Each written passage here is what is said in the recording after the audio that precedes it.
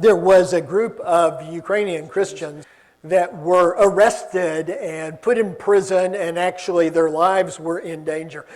Now, in Ukraine, it's not against the law to be a Christian. I mean, it's very difficult to be. Their problem was they celebrated the Lord's Supper and they used wine in doing so. I guess they hadn't heard it's okay to use Welch's grape juice. But in Ukraine, drinking wine is all but a capital offense. You don't do that. But they were willing to risk imprisonment and even death in order to celebrate the death, burial, and resurrection of Christ as they saw the Bible teaching it. Now, they were finally paroled largely due to pressure from the West. I'm not sure that pressure from the West would hold much sway in Iran right now. But they were willing to risk life and limb in order to follow Christ in the way that they thought that Christ was teaching them. Now, interestingly enough, the teaching on communion has been one of the most divisive topics in church history. I mean, we have argued over just about every aspect of what communion is about.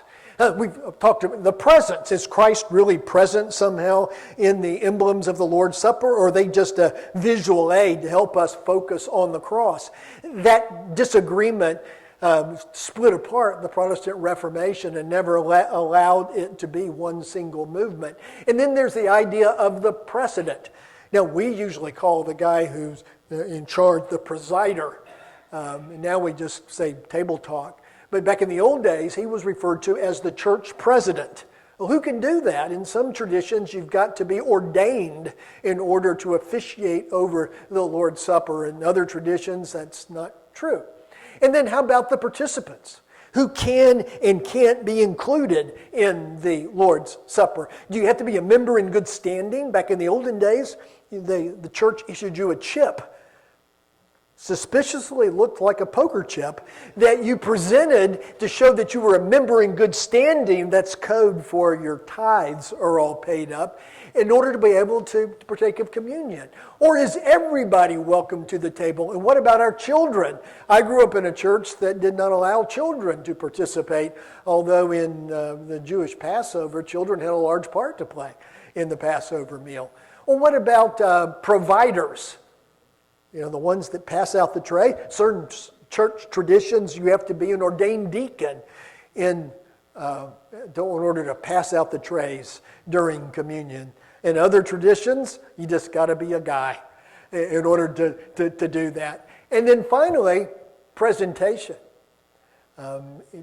Is the cup have to be wine? Can it be wine? Must it be grape juice? You probably have heard the little factoid that Welch's grape juice was developed after. Dr. Welch was a Presbyterian elder, and he wanted to use grape juice rather than wine back during the days of Prohibition. And they wouldn't buy it. And so he began to market it as Welch's grape juice. How about bread? Does the bread have to be unleavened? Interestingly enough, in a lot of the art that you see that we use during communion, that which is commercially available, most churches use regular bread, not unleavened bread.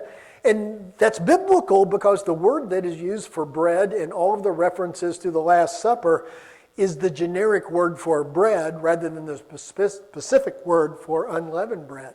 We've argued about that. Churches have split over that. In fact, churches have divided over all of those things. But you know what? Those Iranian Christians didn't have any of those things in mind when they assembled together to commune with the Lord. If you're going to risk your life, if you're going to risk your liberty, then you're going to do it for something that matters, not something extraneous, but something at the very center of the gospel. Well, as Peter writes, 1 Peter, he's preparing the church for some dark days ahead. He's going to be talking about the rise of persecution that's going to take place. It probably hasn't started yet, but is getting ready to. The same persecution under Nero Caesar that's going to lead Peter and Paul to be executed.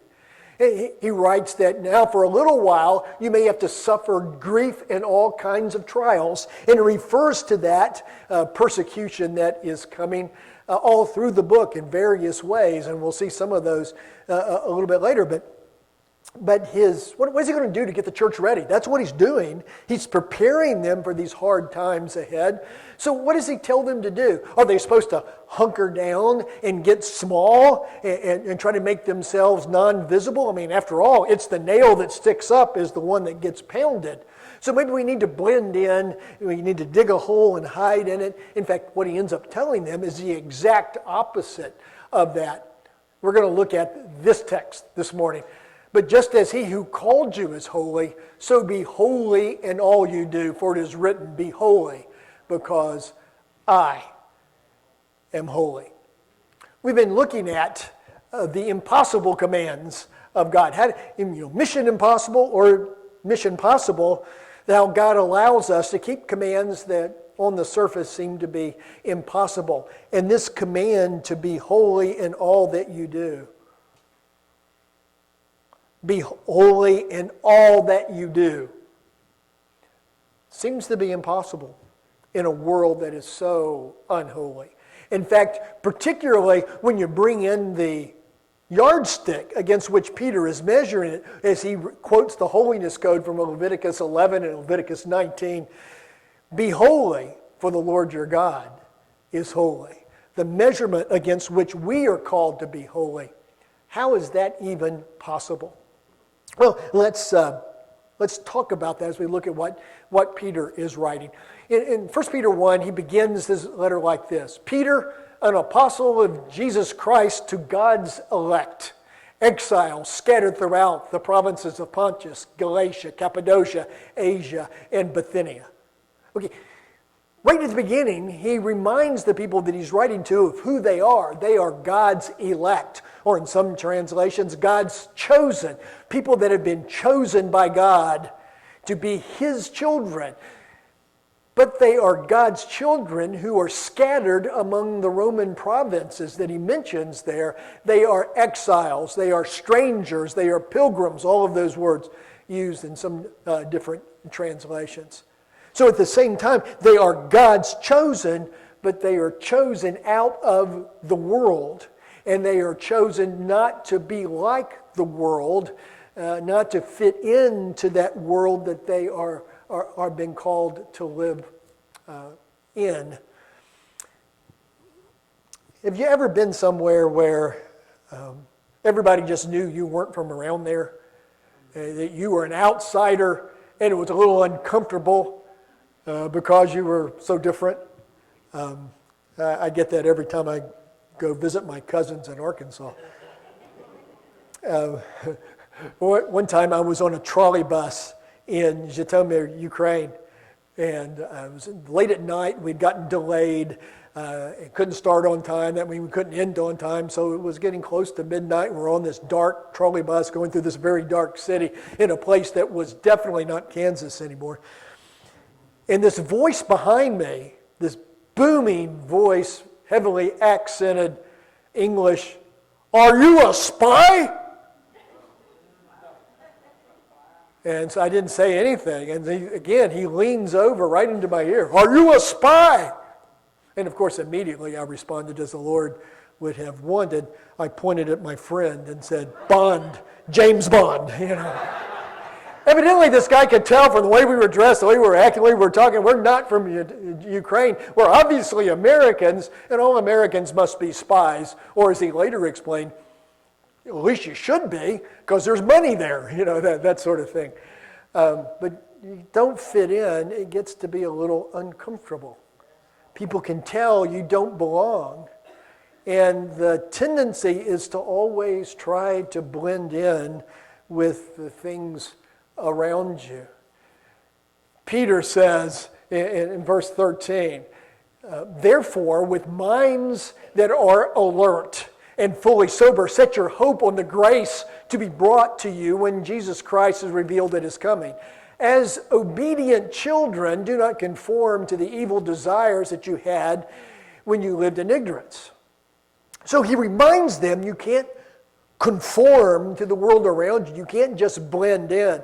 This world that you're living in is getting ready to get very dangerous, and the tendency is you're going to want to sort of hunker down and blend in so that you don't stand out from the people around you, because it's always difficult not to fit in, and particularly when not fitting in is dangerous. And so Peter says you need to have your minds that are alert. In the Old Testament, particularly in the older translations, we're kind of used to the idea of a statement being made that probably never even thought about what it means, but you gird up your loins. What does that mean? Well, in Old Testament times, everybody wore skirts. Well, actually, that was in New Testament times, to be a while before pants are invented. And so, men's skirts were shorter than women's skirts, but they were still robes.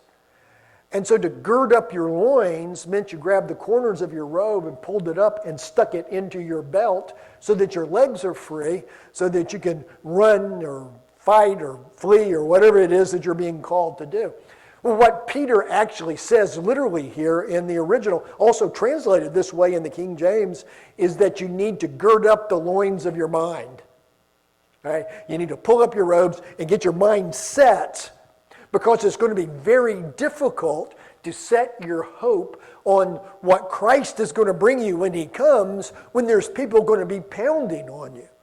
And you're going to need to resist the temptation, and it's going to be great, to fit into the world with your behavior and language so that you blend in and aren't persecuted.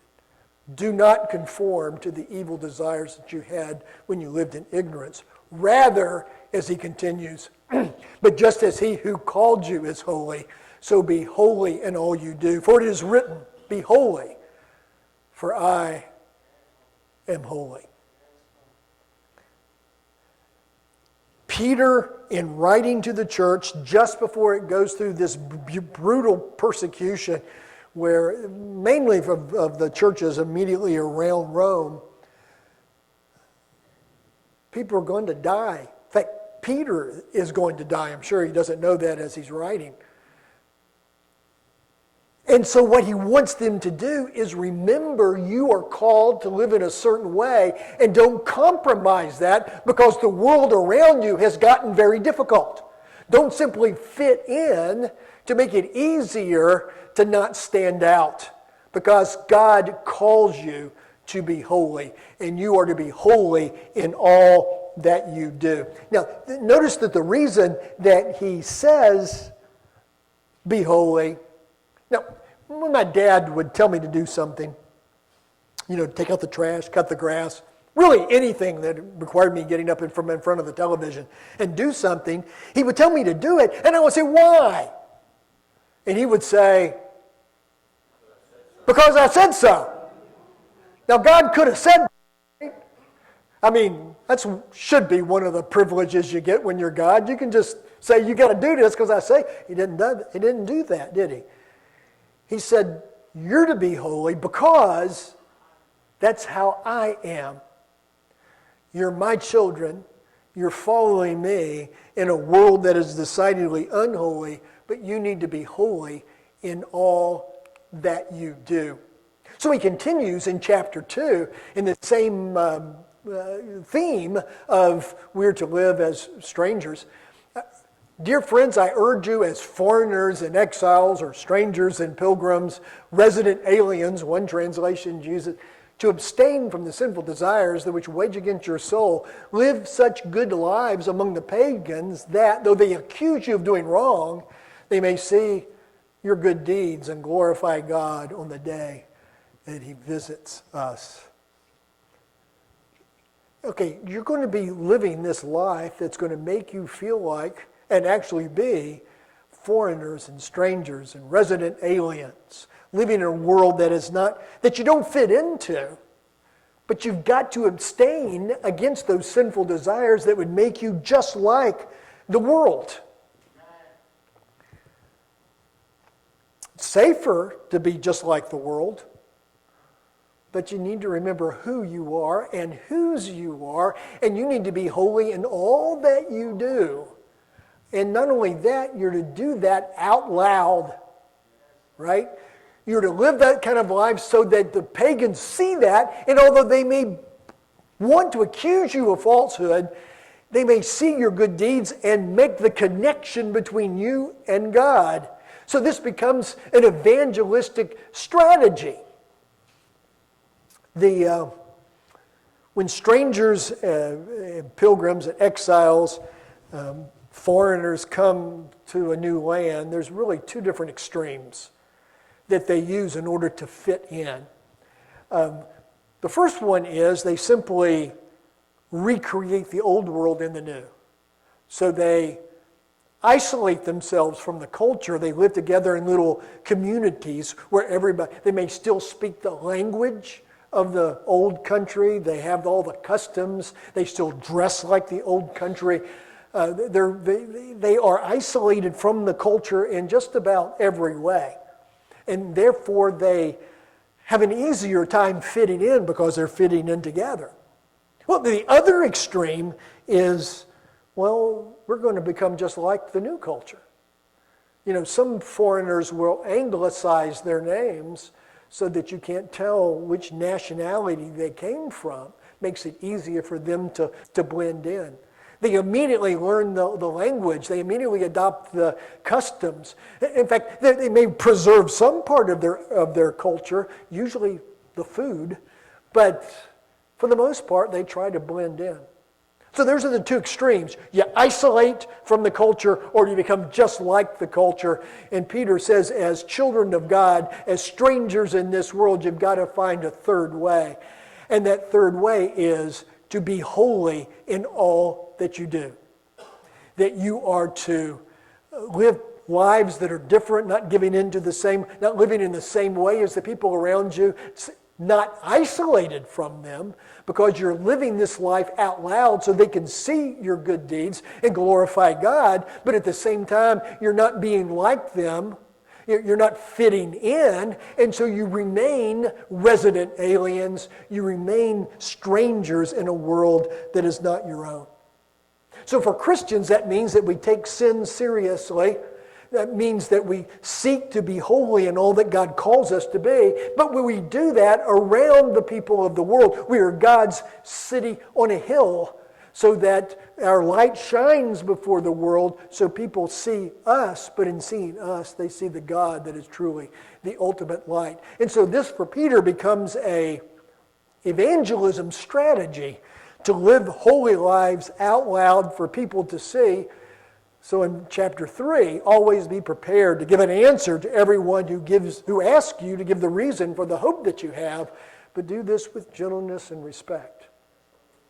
So we are to live lives that are like God, unapologetically different from the world, but in humility and with gentleness, living those lives ready for people to ask us, why do you choose that? Why do you live that way? Why don't you do this, that, or the other thing? And it gives you the opportunity. Well, I'm glad you asked. Let me tell you about Jesus. It becomes an evangelistic strategy, one that definitely does not work if we isolate ourselves from the world so we never have conversations like that, and definitely won't work if we're just like the world, because why would they want to ask us if we appear to be as messed up as they are? There's in the past, we have always approached holiness as if there was a list of rules, thou shalt and thou shalt nots. In fact, really, the emphasis is on the thou shalt nots. The Christians are people that don't do certain things. We don't drink or dance or smoke or... Now, we're not so much smoking. I mean, I've got very clear memories of the deacons between Sunday school and church with their foot propped up against the side of the building, smoking. So the smoking rule only applied to kids, evidently. I never did figure that out. But, we all have different rules, right? And depending on what church. The only thing we have in common is we're not very consistent on the way that we apply them.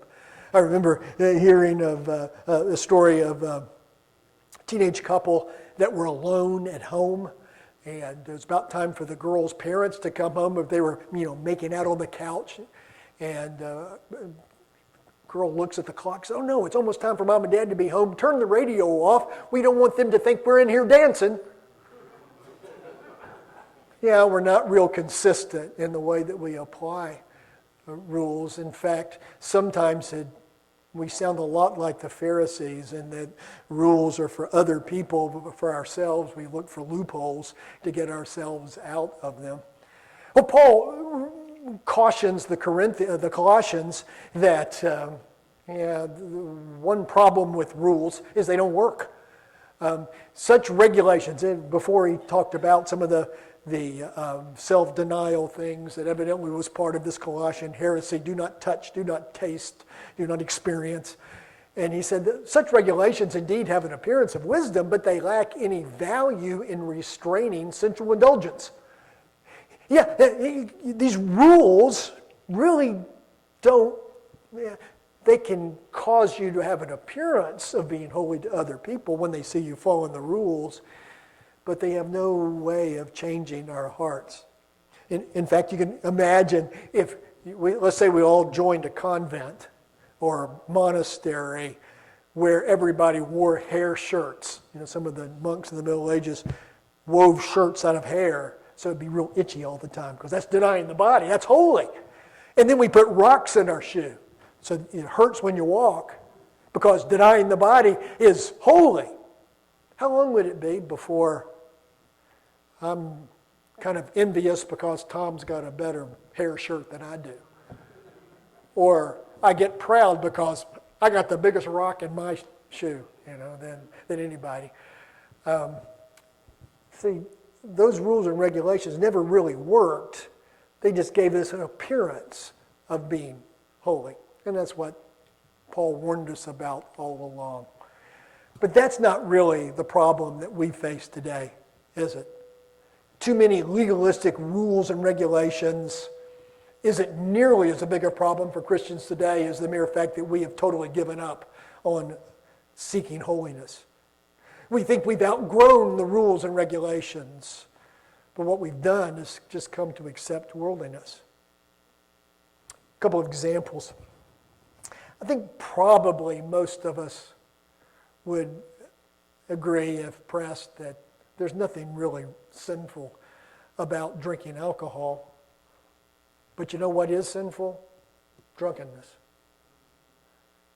If we allow ourselves to become intoxicated, if we drink in order to become intoxicated, you see in the works of the flesh in Galatians 5,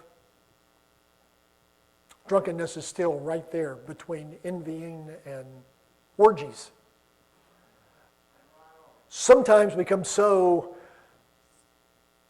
non-legalistic that we fail to make distinctions that God really does make. Most of us probably still accept the fact that, or still think that same-sex relationships are sinful. But how about sexual ethics as it applies to the rest of us? Is it a little bit discouraging when statistics show us that Christians have affairs about as often as people in the world do? And that, divorce is as common in the church as it is outside the church. That we are very concerned about applying rules to other people, but we find wiggle room for ourselves. Even the people that talk about traditional family values the loudest can be the worst offenders. Indeed, have we outgrown God's call that we be holy in all that we do?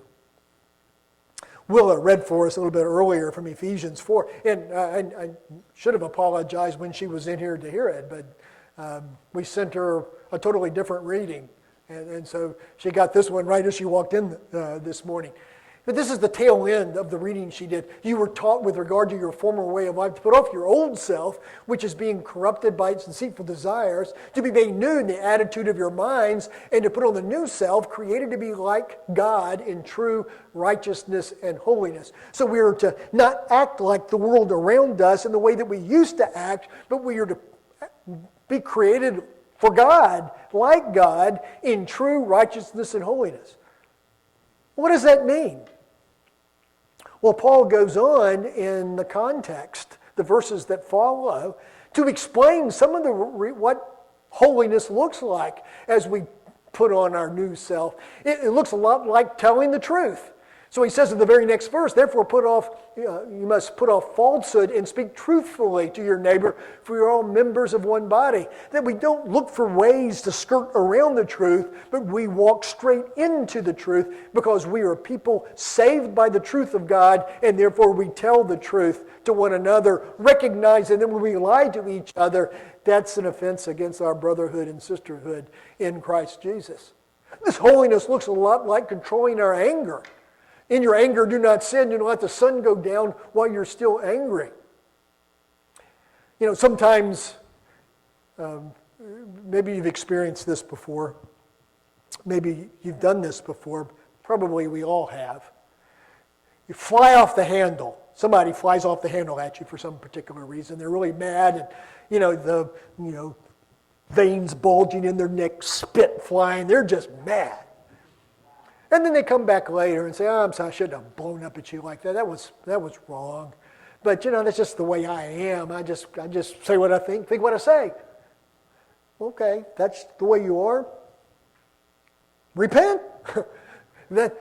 God says that the way that we show His holiness is by the way that we process and deal with our anger. Not that it's wrong to be angry, but it's wrong to vent it at someone. We'll come back to that in a second. Anyone that's been stealing, we show the holiness of God by not stealing any longer. And even further, we work to do something useful with our hands that we may have something to share with those who are in need. So not only do we not steal, we work hard to have a little bit of extra so that we can share with people that are in need so they won't be tempted to steal. And then verse 29, do not let any unwholesome talk come out of your mouth. So controlling our language is a way that we show the holiness of God. See, this is translating into things that are kind of annoying. That we speak words that are only helpful in the building others up according to their needs, that it may benefit those that listen. When I use my language as a way to tear people down, even unintentionally so. So things like gossip comes to mind, that we're talking just for the sheer joy of hearing ourselves talk. And if it's hurtful towards someone else, Paul says, don't do that. That's a reflection of people that don't take holiness seriously. And then he comes back to anger one more time at the end of the text. Get rid of all bitterness, rage, anger, brawling, and slander, along with every form of malice. So here he sort of fires the shotgun that scatters, and he uses just about every synonym for anger that you can possibly think of. From cold anger, bitterness.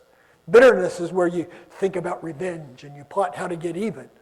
And then rage is the exact opposite. That's the blowing up at someone. So we're to get rid of all of that stuff. Why? Because we are called to be holy in all that we do. If we're not careful, we can find ourselves being like those immigrants that we talked about that immerse themselves in the culture to protect themselves by becoming just like the people around them. We can walk like the world, talk like the world, live like the world. And if we do that enough, that sort of begins to seem normal. We wrap ourselves in the camouflage of moral relativity, and we blend in with people around us, and that becomes normal. We fit into the world so seamlessly that we're just no different from it. And so there's not going to be an opportunity for someone to ask us the reason of the hope within us because we don't come across as being any different from the world around us. We have no message for the world. We have no mission to the world. And so we remind ourselves this morning that God calls us to be holy. We are to be strangers and pilgrims in a world in which we don't fit in fully because we are living for God, and that makes us different. We are called to be strangers and pilgrims in the world because only then can we bring the good news of God that comes from another world and touch the lives of people in our own. As we sing this next song, our elders will be at the back of the auditorium. If there's something you've been struggling with, if there's something you would like to share with them or with the church, then just go and talk to one of them. Perhaps you can go with one back to the prayer room and spend some time in prayer right now, or if it's something that they just need to announce to the rest of us, then they'll take care of that as well.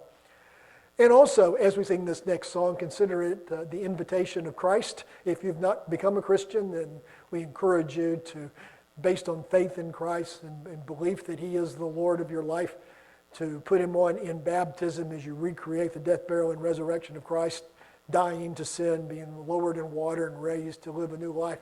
If you need that in your life, then again, as we sing this song, go to the back and let one of our elders know. Let's stand and sing.